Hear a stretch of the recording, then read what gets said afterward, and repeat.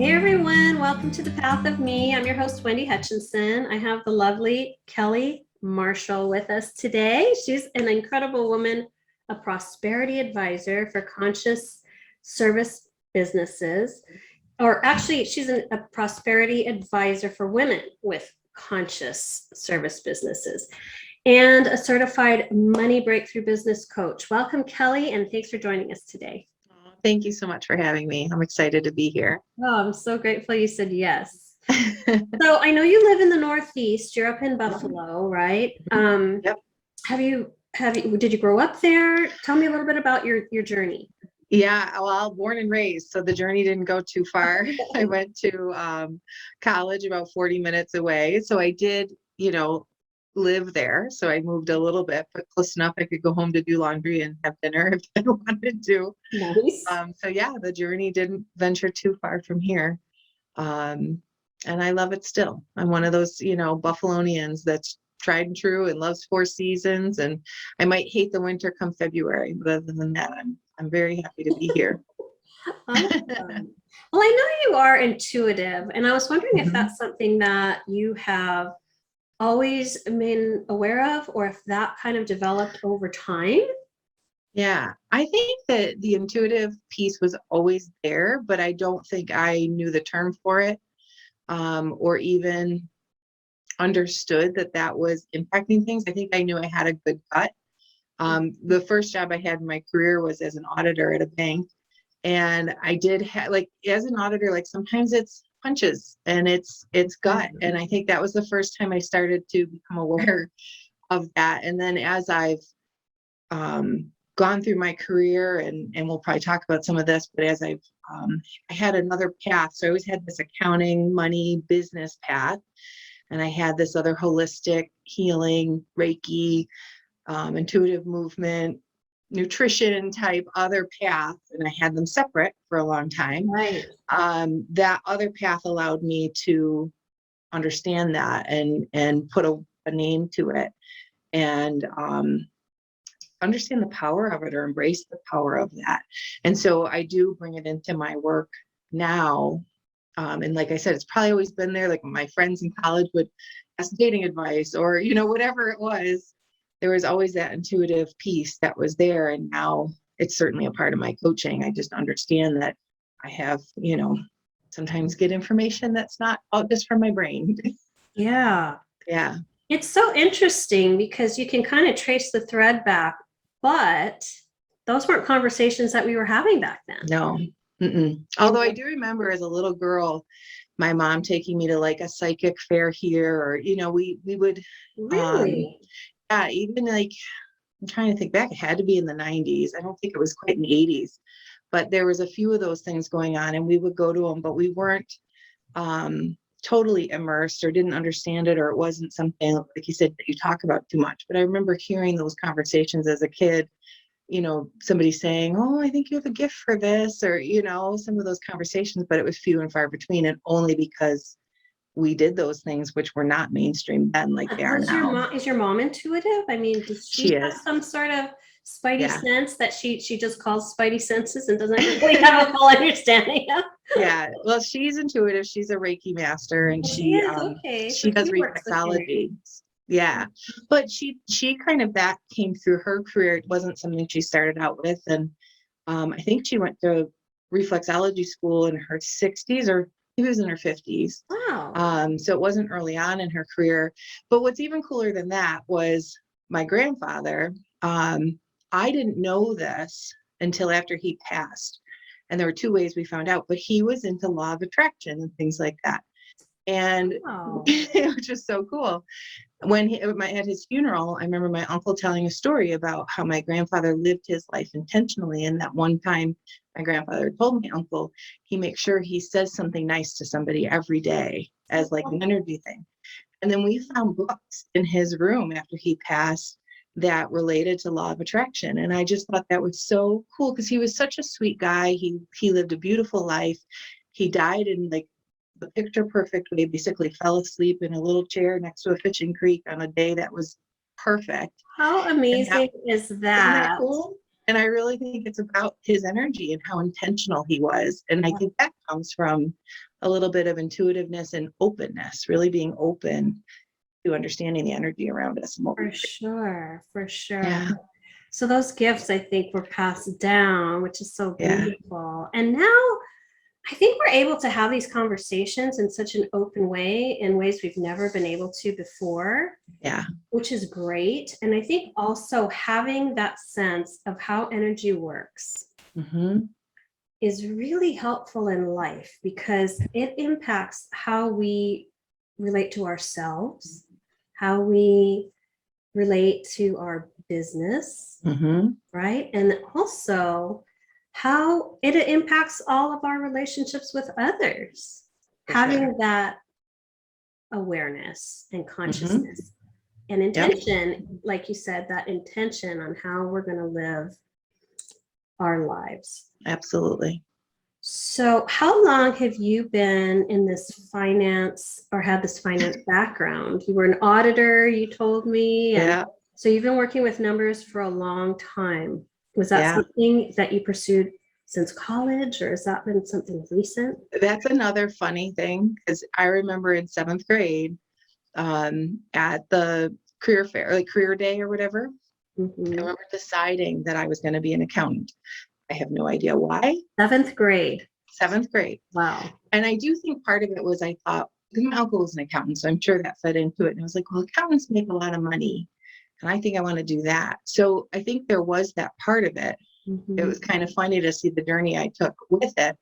But I think that fed into it. And then I went into high school. I took courses in accounting. I did well in them, went into college and pursued it, and really have always had some element of that.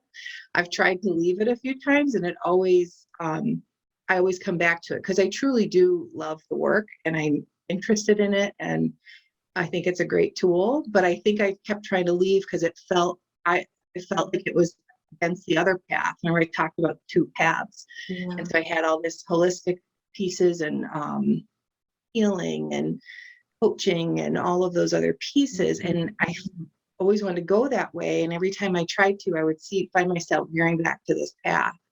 How And did you they're reconcile really, the two? I mean, you've Mhm. totally married the two beautifully Yeah, now, thank but you. how Took did a bit. you navigate that and Oh, it was a integrate journey. that? Because there's two such different Hmm. paths. One is such a linear, um, everything's in its box, everything makes Yep. sense, everything has a right answer. Yep. That's one part, the accounting part.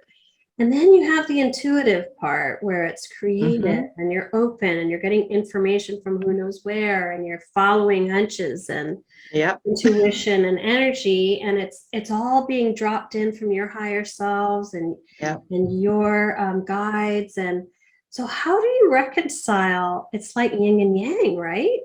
Hmm.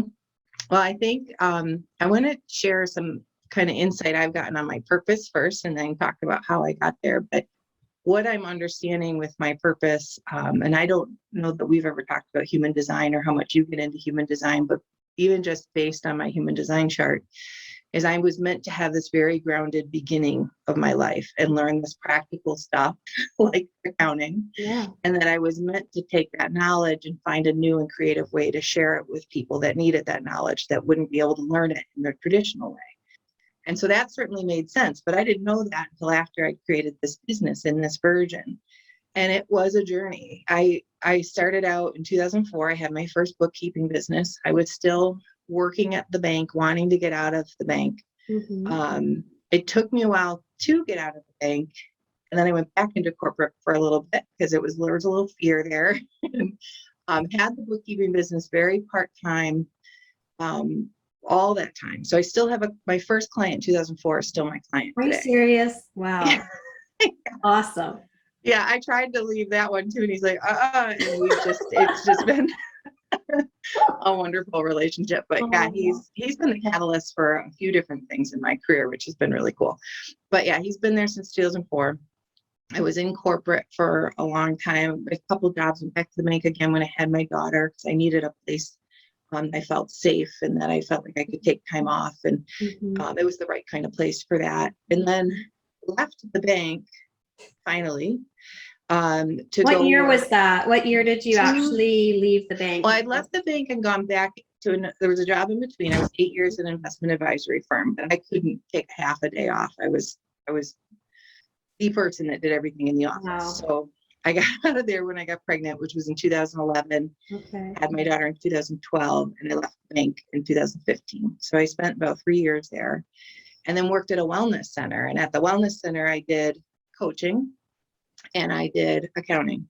So it was that place that was kind of like, I could do two of these things at once. I could have both my favorite things at That once. aha moment where you're like, wait a minute, there Yep. is a way to marry these two. Yeah. It was kind of being And shown to you. I didn't even realize at that time, like when I took that position, that wasn't a realization. I was like, Mhm. well, that makes sense. This will make it work. They needed me to be a coach, but they also needed these other pieces, and having me did both worked for them and worked for Right. me. And there we went. But when I was creating the business and putting it together and realizing who I wanted to work with, which was conscious entrepreneurs, I knew I wanted to, if I was going to embrace that numbers and money and this practical stuff was my zone of genius, if you will, or zone of excellence or whatever, and that I was going to say that that's what the skill I was going to bring into it, great. But I needed to be doing it for the people that were making a difference in the world. I needed to be doing it with people that understood energy, because I was, at that point, I'd been on my other path for a while, and I knew that I couldn't go do this service just for companies that only were there for the money, were only there for profit. We're not going to have the kind of conversations I wanted to have.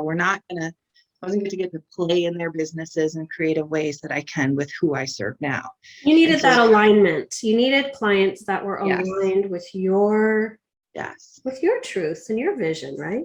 Yes. I remember the first time, so I was starting to get out into the world, having conversations with people I met on LinkedIn. The first time I'm trying to build an online business in this way.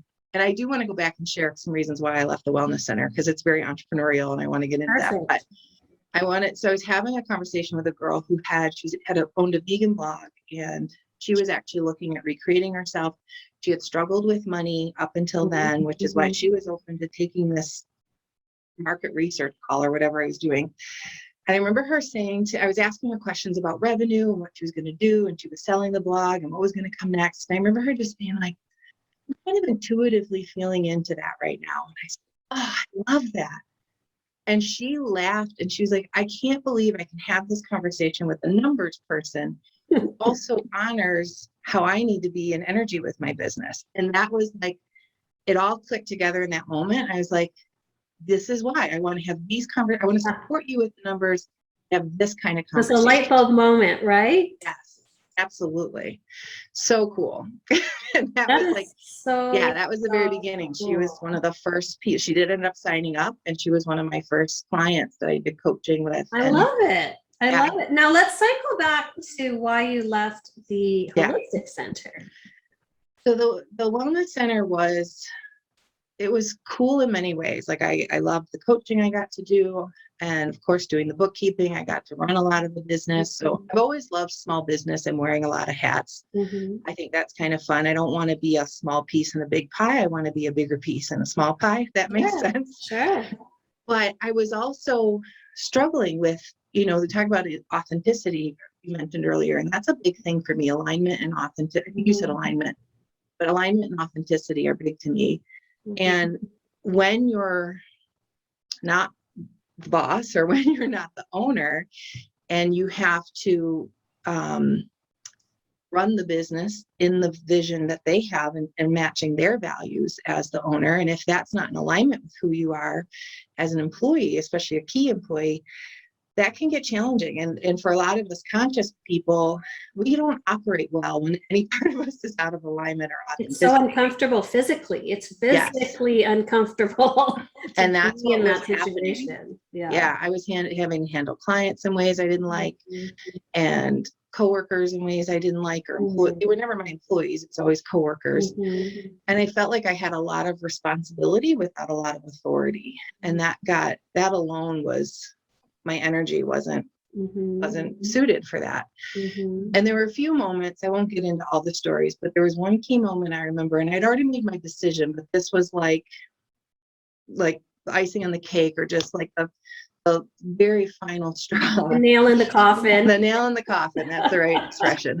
So it was Christmas time, and the boss had come in, and we were starting to have some of these issues or whatever.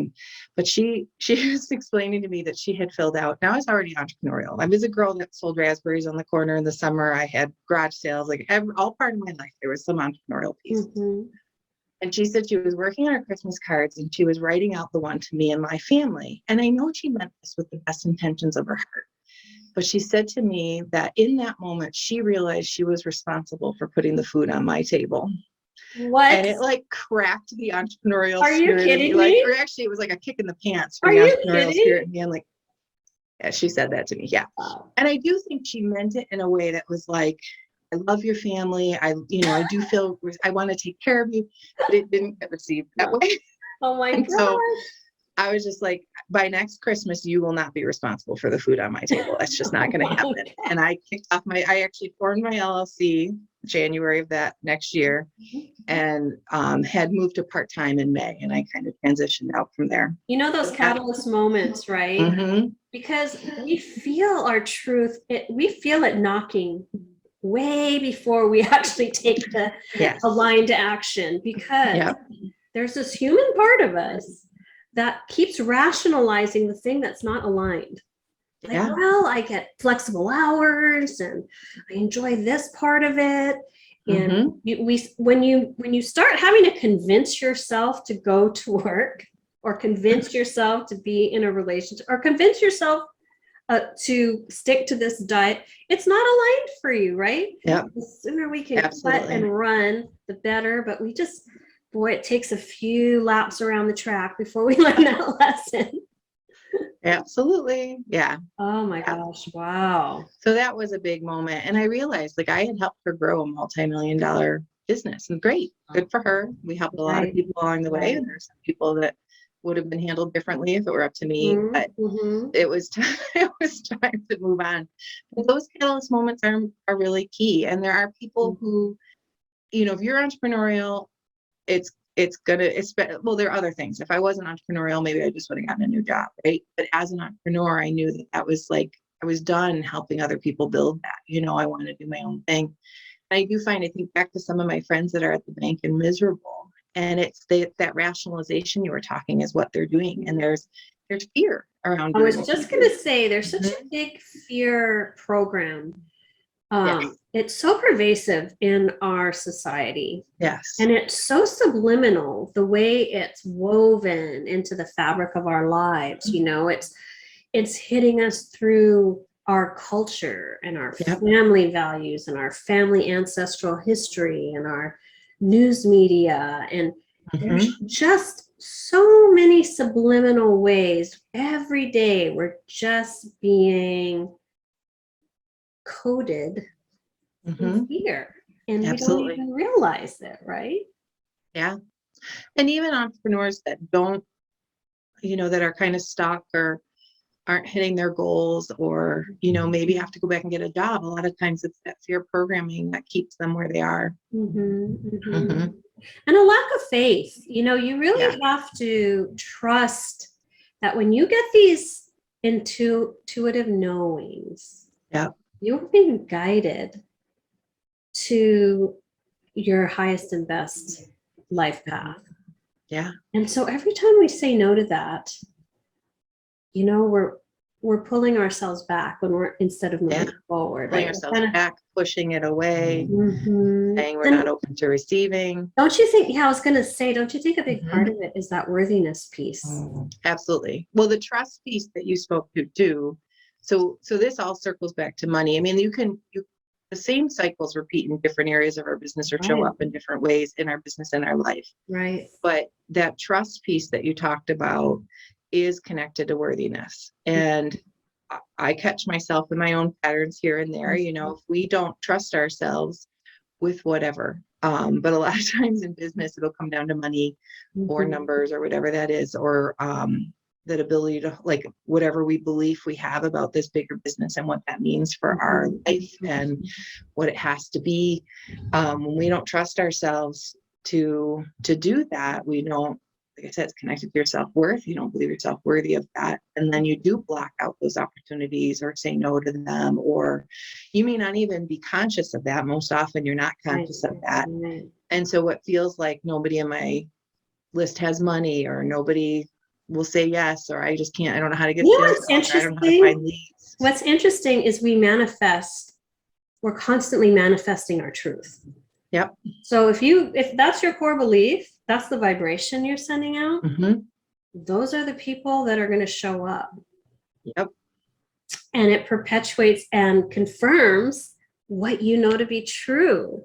Yep. But people don't realize that we are such good manifestors. If you can shift your energy and shift your relationship to your worthiness and deserving of abundance, Mm-hmm. you're going to manifest that.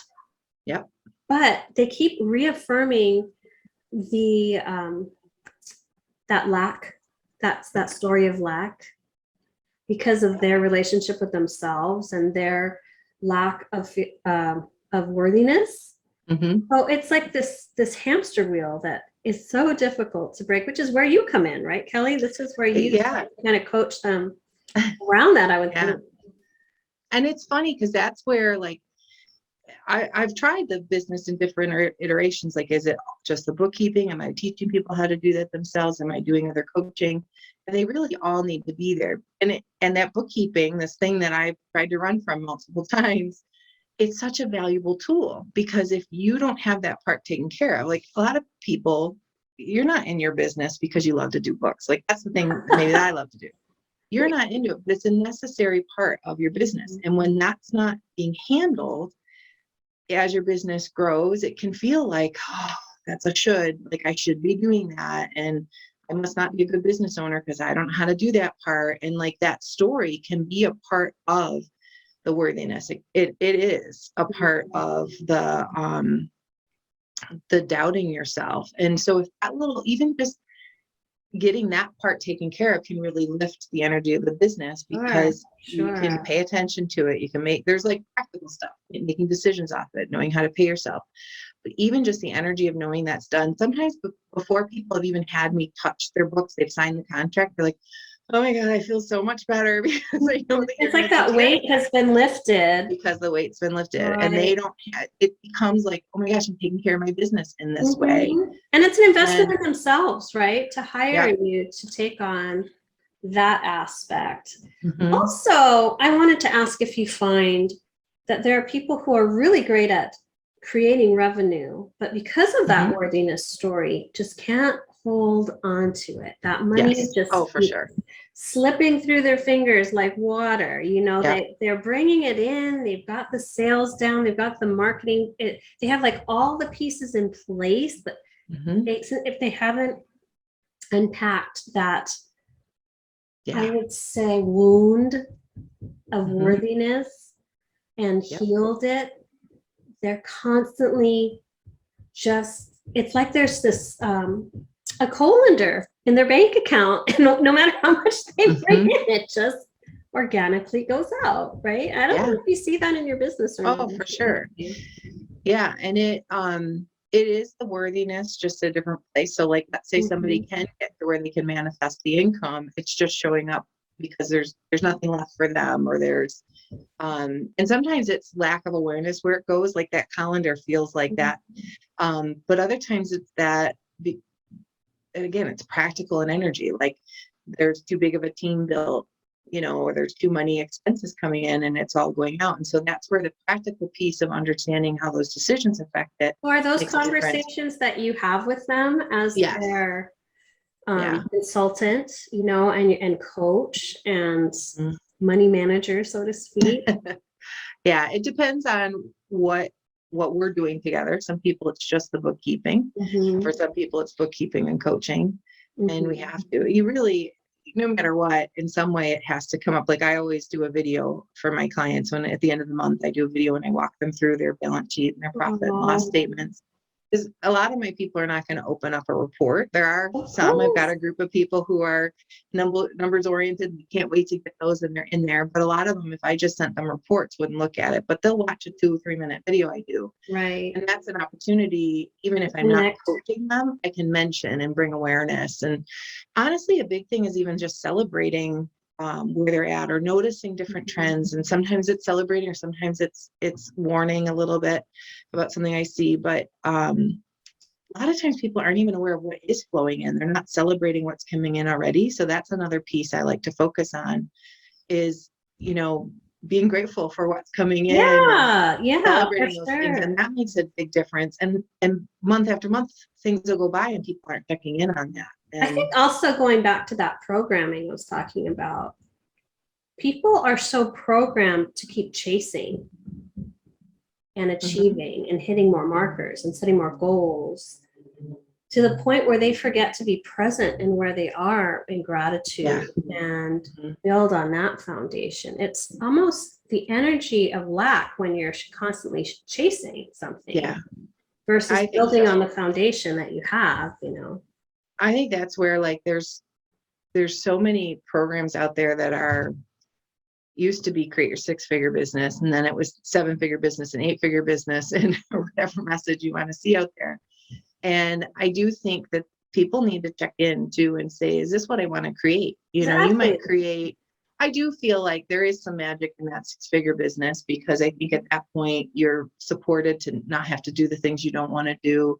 You have money to set aside for taxes. You can properly fund a retirement account. Like there is a lot of nice things that happen there. But as somebody starts to cross over 250, 300, as they grow, they may or may not want to go bigger than that. And that's okay. Like checking in on why did you, and even the 6-figure thing, what did you create this business for? Was it the achievement of some arbitrary number? Or was it, for most of us, freedom? Was it to do the soul-based work?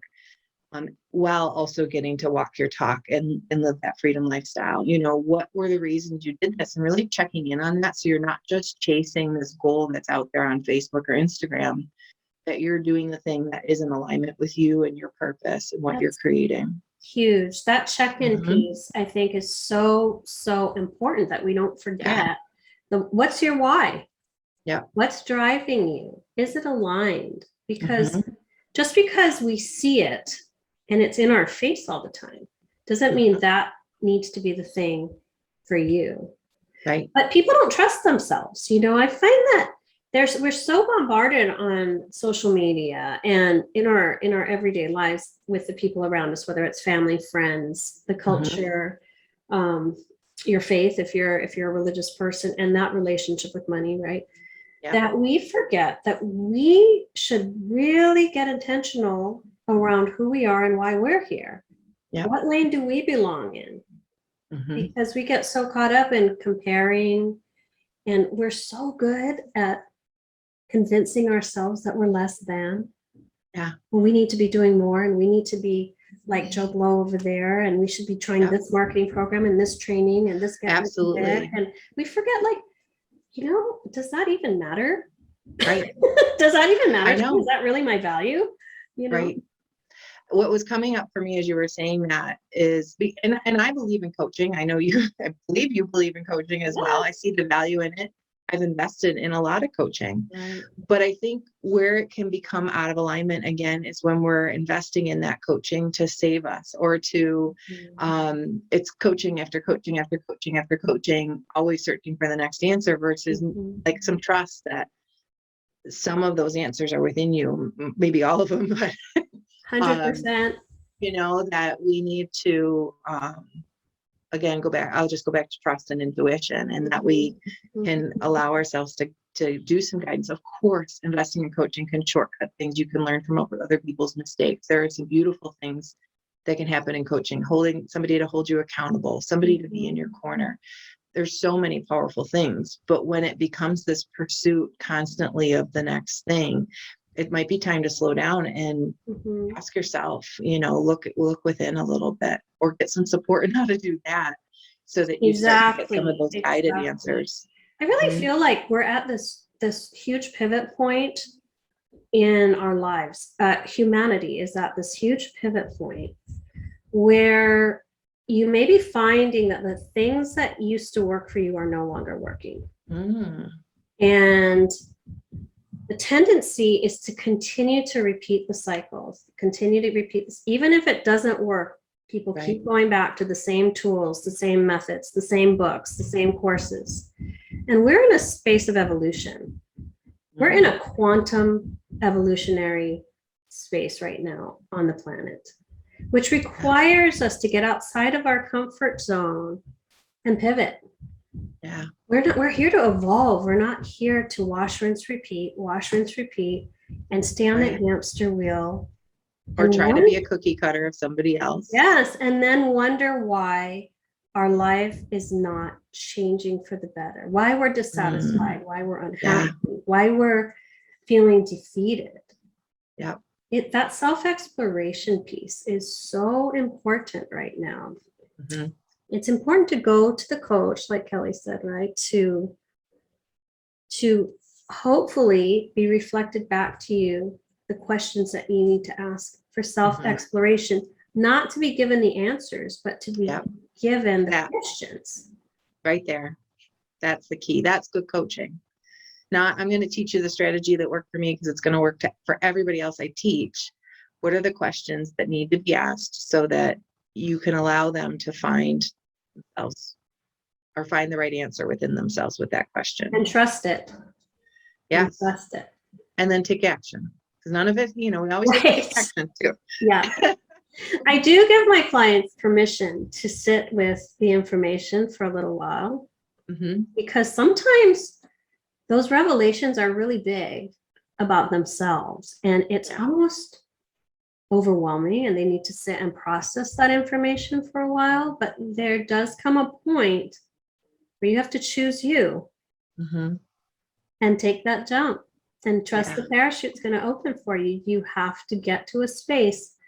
You can't just stand at the edge of the diving board, right, and hope things are going to work out. You have to. You have and to I think that's part of, like, I go back to the entrepreneurial piece just because that's who I love to be with, and we, I mean, there are entrepreneurs that are still working a job. I get that, but just the risk to put themselves out there and start to offer something that you've created, like they have to take that jump at some point. And that's really exciting to me. I really am in love with that process and who we have to become to get to that next stage in our business and things. I really think that's, not only do I love that in others, but that's the thing I love about being a business owner is as I evolve and grow and change, I get to also evolve and grow and change my business, but I also develop so much in myself personally, and those challenges that you have to overcome become the next thing you can help people with, and they become your growth. I really think there's a lot of personal growth through professional development as an entrepreneur that's unique to being an entrepreneur versus any other career. Do you find your clientele is shifting and changing as you're growing and becoming more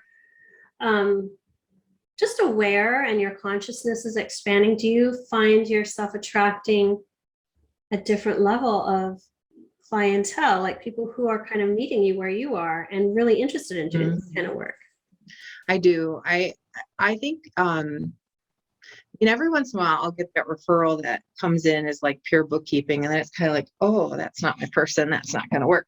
But most of I've been really lucky with who I work with, that most of my people are in that ready to do the inner work space. But I do find that even just as my clients grow, then who they're networking with grows. And so I do have businesses at different levels that I get to see.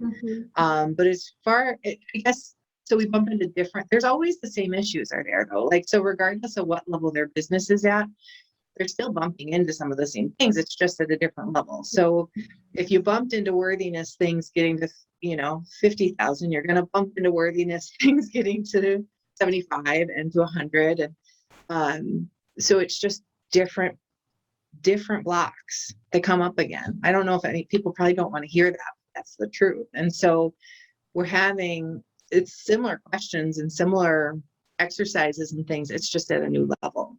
Well, So it's kind patterns of do, interesting. It's like they're growing, but we're just bumping into different right. parts. But I think patterns repeat until you Yeah. heal it, until you resolve and face it.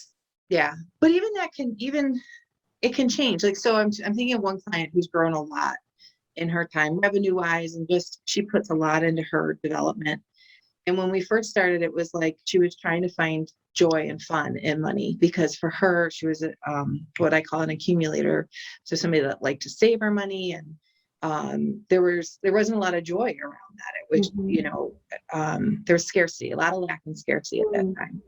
And now it's at a different point. Like, that doesn't come up anymore because she has learned how to do that. She finds a lot of fun and joy in it. So now it's bumping into, and now I'm like blanking on what her last one was, but we uncovered another belief. It was told, I'm sorry, it's just blanked on me, but it was at a different level. A different limiting belief that kind of Yeah. showed up. And sometimes I think the healing comes in layers. So she may have worked through that one abundance block, but then there's maybe a deeper layer of fear there that kind of, as we're unpacking and peeling back the layers, we're getting into the deeper, more core level issues of the same topic. Yes. But on a deeper level. Now we're not just like kind of picking at the scab. Now we're like really getting deep into the wound, and it starts to come up in surprising ways. You think, gosh, I thought I dealt with that, but apparently here it is again. So no, some more work to do around that, right? For sure. But I wanted to transition now our conversation into a topic that you were speaking to. So Kelly has a Money Monday videos that she does on her Facebook page. And what's your Facebook page? So if people want to follow you. Prosperous and Profitable Conscious Entrepreneurs. Prosperous and profitable conscious entrepreneurs. So Kelly does this Money Monday, and she always has a great clip. And she was talking about how people undervalue their services and how you should feel okay or good about charging what you're worth. So I was wondering if you could speak to that, because I think so many people who are spiritual in nature or are in service to humanity sell themselves short all the time. Right. There are so many of us who struggle with undervaluing, for one. Pricing, which is like the function of our business that triggers this more than anything, probably, is a piece that's just a challenge for a lot of people. There is no right answer. Like you were talking about accounting and the black and white, and there's a right answer, and I love that about it. Pricing is one of those creative areas. It's an art more than a science, right? And so it triggers so many things. And the foundation of that is our beliefs about money. And so I believe that we have kind of our own personal natures with money, and there are a lot of different varieties of that. And many of the different natures of money will have different reasons that they struggle with pricing. But the alchemist, which is what is that spiritual entrepreneur, they often have this love-hate piece. They know, like they have this inner knowing of what's possible for them. They are the people that create transformation for others. They champion others. They're inspired and they're creative. And they know what's possible for them when it comes to money, but they also don't, they've got this hate side, this belief, like my service and my heart that I'm doing shouldn't be attached to money. I do this because I love it. I love what I do. It's not about money. And so it's like this. That's a big push pull. That's a big push pull thing, because it's your heart and then your head. Yep. Absolutely. And yeah, if they don't take care of them, so there's a couple of reasons that it'll work against them, but probably the biggest thing is like if an alchemist, if a soulful person, if a spiritual person, whatever wording you want to use, if they don't take care of themselves, they can't continue to deliver at the level that they want to. If they're not charging well, they can't pour out the way that they want to. Like say that they're not making enough money, they can't contribute the way they want to. They can't vote with their dollars the way that they want to. They can't have the impact that they could have if they had the financial backing. It's just where we are right now, right? And so there's a belief around that I like to share, that the more I do well in the world, the more I help others do well. And that comes from, I do want to cite, Kendall Summerhawk is a money coach I've learned a lot of my stuff from, and she has a body of work called the Sacred Money Archetypes, and that's where the Alchemist comes from. And a lot of my work around this has been based on that, and it's just proven true time and time again as I work with people. But when you think about what's driving that behavior, so there's that service of my heart. I want, it's just about purpose, not so much about the profit for that business Right. owner. And yet, when we do that, if we're undervaluing what we're doing, there's a couple of things from a client perspective. Client may not commit in the way that they would commit if they were paying what that service was really worth. So if you undervalue your services, they may undervalue their commitment to it. If you undercharge for your services and you start to deliver it and you're delivering it at that level that it should be at, but you've undercharged for it, eventually that energy exchange gets uneven. And you can even start to resent your client who you started out with this service of your heart. All you want to do is help them and support them and do this transformation for them. But if you've created this energy imbalance, now it's hard to show up, or it's however it's affecting you, it will affect you energetically, even if it doesn't affect the service you provide. And so when alchemists start to feel that, maybe you can think back to experiencing that, or you can start to really understand that, then they can start to shift their willingness to think about pricing. And, I think the biggest thing for an alchemist, not only is that part about the more they do well, the more they can help others do well, the more that they can go vote with their dollars, or you get to choose where your money goes at that point, right? It's a big part of it. But if they really can focus what they're offering, the focusing on the value of what they're offering and really understand that, and then charging for that, and really stepping into that quality of what you're providing to them, and really stepping into the value you're providing that client and what that means to them, and then getting that equal energy there with the pricing. It's just going to serve you as a service provider. It's going to serve your clients because they're going to be getting that level of service. They're going to be getting that outcome that you're promising them. That's the other one I wanted to call. I knew there was something, it wasn't coming to me, but there was one other piece I wanted to say with this. Let's say somebody's on a sales call. Let's say that you were on a sales call when you're talking to somebody and you understand they have this big issue and you know that you can help them. And so you tell them all the ways that your service could help them, all the different features or benefits that you have there. And this big transformation is going to happen for them. And then you say the price and it's half what they thought it was going to be. Like, they're like, oh, this is the thing. This is what's going to change my life. And then you come in with a price that's under what they think the value of it is. They're going to start to think, oh, maybe she can't help me in the way that she just could. Maybe she's not going to be able to provide all those things she just said she was, because why would it be this price? It gets this incongruency. It's out of alignment, right? It's out of authenticity with what you just said you're offering. And so all of those things are going to impact that conversation. And then you're going to get less sales, or you're going to have this imbalance with your clients. Does that make sense? It makes total sense. And I think so many of us who are walking this path of service to humanity have been through exactly what you're speaking to. Yeah. I had to reach a place within myself and the relationship with myself to know my value, to name my price with confidence. And know that I deliver that and more. Yeah.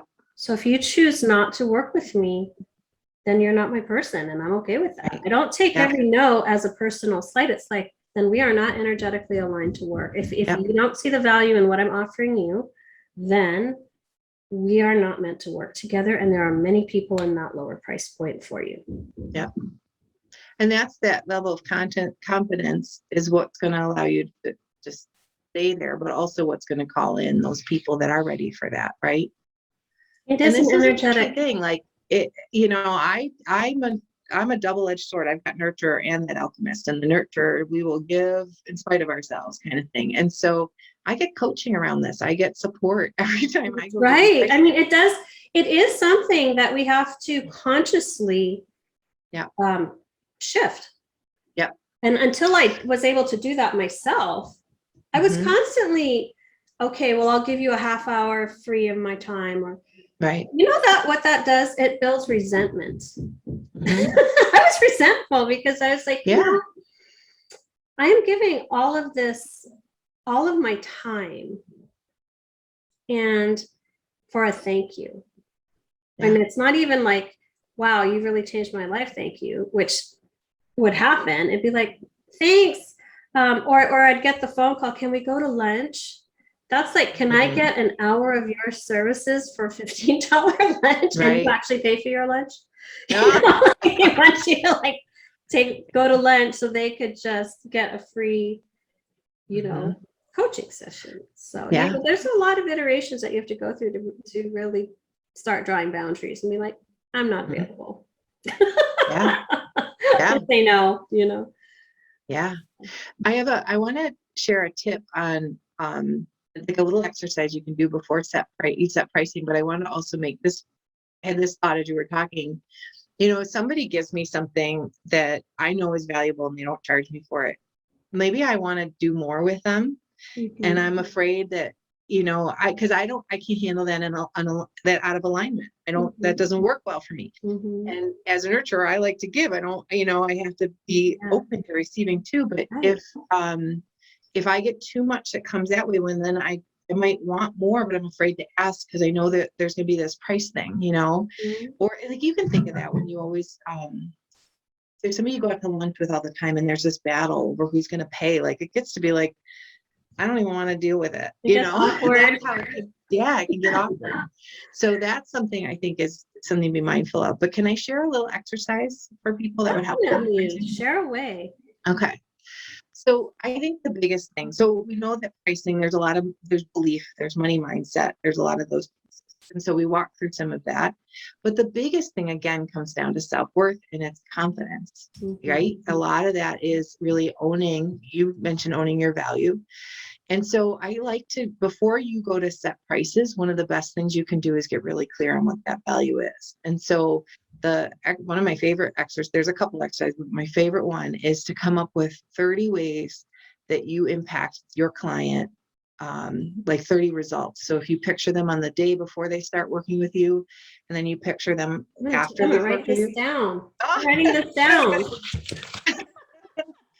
So picture them the day before you start working on them, and then the day after, and think of 30 results. So 30 things like, how are they holding themselves differently? What are they saying that's different? What is different in their life that they're experiencing? What are their relationships like? What is their bank account like? You know, all of those pieces, all the ways that you impact them. Come up with 30, because the first 6 to 10 are probably pretty easy. But it's you digging through that 10 to 30 is where the gold is, and where not only is this good for your pricing, it's also good for your marketing. Take the time, like really dig for those little things, because that's the ones that are deep. That's where you get into the deep stuff. I love it. Good. So if you do that before you set your pricing, that's a different experience than my prices. Sorry, future clients of Wendy's. So they better grandfather in now. Act now. That's a great tip. That is such a great tip.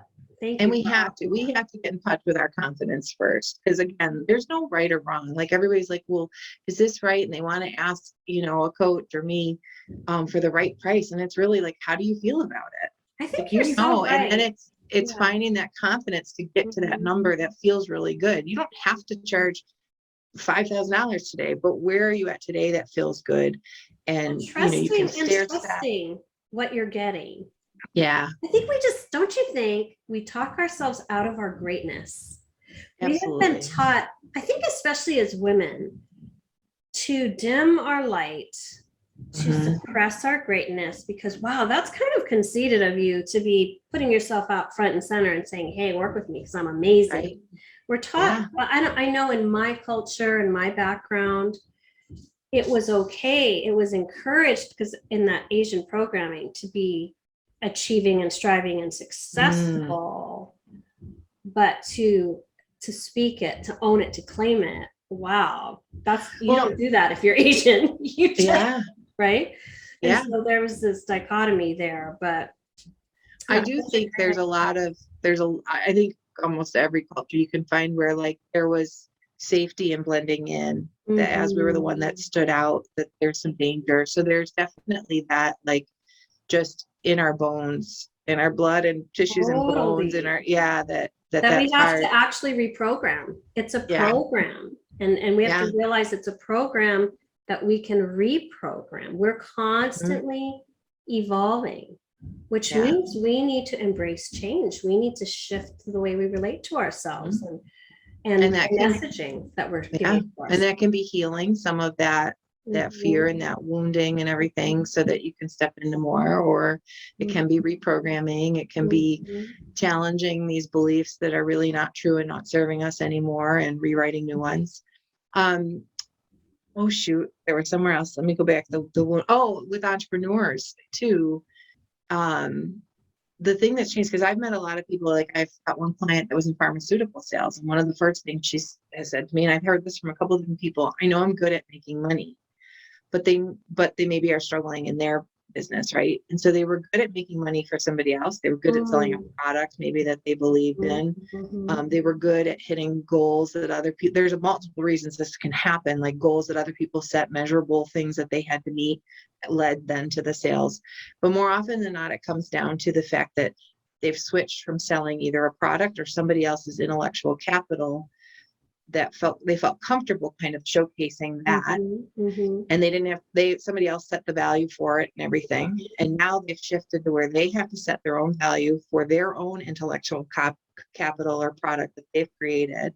And that's where, like, they didn't have worthiness stuff around there because they were just Right, selling somebody else's thing. right. Our worthiness comes in here because we're now selling our thing, or our value, our services, our product, whatever it is.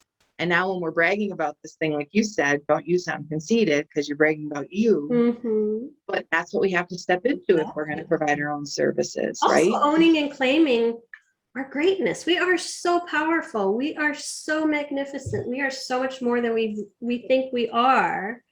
And we just don't see it. We have all these filters and perceptions that are Mhm. layered over this, smothering our light, Mhm. you know?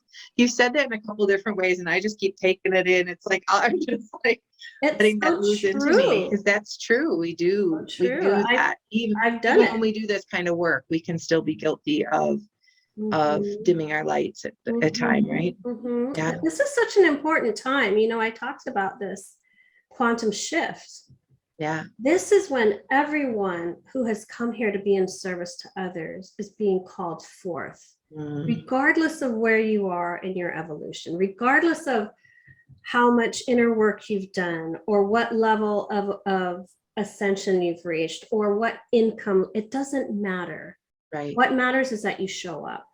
Show Mm. up because the world needs you. You show up Yeah. because you came into this lifetime at this exact moment to be you and offer the world your gifts, whether that's Yeah. laughter, whether that's baking pies, whether that's childcare, whether that's Yeah. financial services or coaching or whatever it is. Yeah. This is the clarion call for you to step forward and be in service, because the world needs you right now. And Love to that. quote Kelly, price accordingly. Yeah. Price your services accordingly because you're worth it, Yeah. right? Yeah. Yeah. It's even interesting you mentioned the products, like the pies, and I'm thinking of like all the artisans and stuff that, Mhm. they'll go to create something, and somebody, let's say they've got an Etsy shop and they create this beautiful work of art that took them forever to do. And somebody's like, well, I can go to Target and get that for whatever. I can go to Walmart. And it's like, we do kind of battle that. Like, there's this shift in, I think, how we have to see those things. And I think that artisans do that. They have to step into that, and they get hit with that a lot. And we have to realize that as we support somebody like that, yeah, we might have to pay a little bit more, but look what we're getting, You're getting versus something what we could unique. get. You're getting Mhm. the essence of that person. Yeah. And I'm seeing that, or feeling that is what is being called forth right now. That Mhm. we are infusing our lives and how we show up in the world with the authentic and pure energy of us, whatever Mhm. that looks like, that we become the fullest expression of ourselves in our work. Mhm. And through that, we are adding that energy in essence to the collective. If we aren't showing, if we're showing up at 60% of who we are, we're not serving anyone. Yeah. You're kind of half-assing it. You got to go 100%. You have to Yeah. show up fully. You have to have the courage. You have to have the faith in yourself and the knowing that you're here for a reason, regardless of public opinion.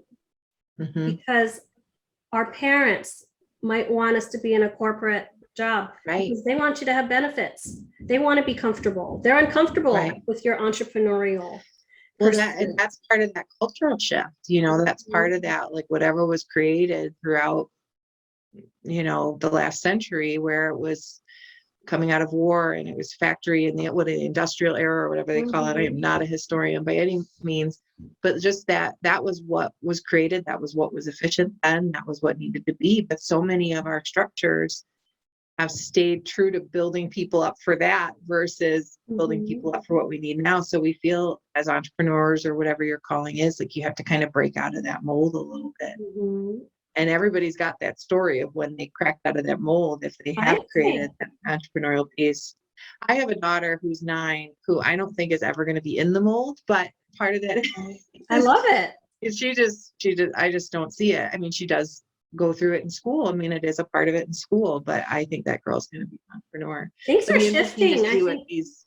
even with the pandemic, I think the pandemic has encouraged a lot of people to go through some sort of Absolutely. self-awareness and self There was space. searching. They had space to think about. They got out of the rat race, off the hamster wheel, and Mhm. people had space to think about, why am I doing this? Like people wonder why, and I'm not going political at all. This isn't political, but they wonder why Right. there's shortages. And it's that people are like, listen, I'm not showing up for that anymore. I'm I'm not just going to not. be in the restaurant industry for no wages Put myself anymore. at risk, be yelled at all day and not be paid Mhm. anything. It's Mhm. just not okay anymore. And so things have to change. And I think that there are certain things happening that are forcing some of the change. And then I do think some of it's 100%. just, yeah, I think yeah. people are starting that side hustle. But Like, that's too, yeah. But I want to go back to the generational thing, I guess. I love these younger kids and like that. I've loved it from when millennials were coming up and people would be like, they don't want to do the work. They're just going to change jobs every 2 years. And me having that love of entrepreneurial spirit, I kind of loved it because they weren't just accepting, yes. well, you need to do this job for 30 or 40 years and then you retire and then you'll be okay. You'll have Then money. you get to start your life when you're 65. They're like, no, Yeah. I'm starting it now And and I want to have impact. I want to create impact on the world. Millennials And I get that rubs people the wrong way because that's not how the generation before us did it. That's not how we were supposed to do it. And so it's challenging the norm, but it's what's going to need to happen for us to get the change we want. I love it. Yeah. I love it. So much is happening. Kelly, it's been so great having you. And that time, just like, I feel like I blinked and it was over. We hit an hour. Oh, wow. That went fast. It was so quick. I love to ask my guests if they have some words of wisdom. A lot of people are going through a lot of shifts and changes right now, whether it's in relationships, whether it's within themselves, whether it's with their business. What can you offer in terms of advice that has helped you to overcome some of the major hurdles and challenges that you face to get here? That's a big question. Mm-hmm. I think the biggest thing, there's 2 things coming to mind. The biggest thing is we always have to keep learning. So be willing to be a student again, and I don't mean in traditional sense, but be willing to figure it out, just to be not exactly 100% confident in what you're doing and just kind of move forward. Mm-hmm. But also to do it, like, it's okay if you do it at the pace that works with you. It's okay for you to transition out of something and into something else. Obviously, this works differently for relationships than maybe a business. Mm-hmm. But it's okay for you to make the path that you have to make it work for you. And I think, though, if you're getting those inner nudges, if you're if you keep having something repeat, that it's time to pay attention to it, Yeah, and for that sure. it will keep happening until you start It'll to take push you action. harder and harder, right? Like Yep. I think we've all experienced that, where that little nudge becomes a hard shove or a face Yep. plant to get your attention. Yeah. And you You don't want know, it to have to be like you get sick or you get, or you break something a leg, or catastrophic. yeah, Yeah. exactly. Yeah. And Exactly. then there's lots of communities. So whenever you feel like there's not a community for you, maybe look a little harder, because there's so many communities Mhm. of like-minded people out there. So find your people, Yeah, well, thank right? you so much for that. It's been such a pleasure having you. Thanks for Thank you so joining me much. for this I great appreciate this. conversation. I appreciate this opportunity. And these are the conversations I love to have. So thank you for giving me another opportunity for that. It was so perfect to have you share your knowledge today. And I love that we were able to talk about money and entrepreneurial endeavors tied into energy and spirituality, because that's a conversation that we don't always have. So I think Yeah. our listeners today, we're going to have such, they're going to learn something about themselves, maybe, or maybe think about something that they can take away and maybe apply to their business. So thank Yeah. you for your Good. time today. Thank you so much. And to my audience, thank you so much for joining us. It's been a pleasure having you. Be kind to yourselves, love yourselves, and we will talk to y'all later. Bye. Bye.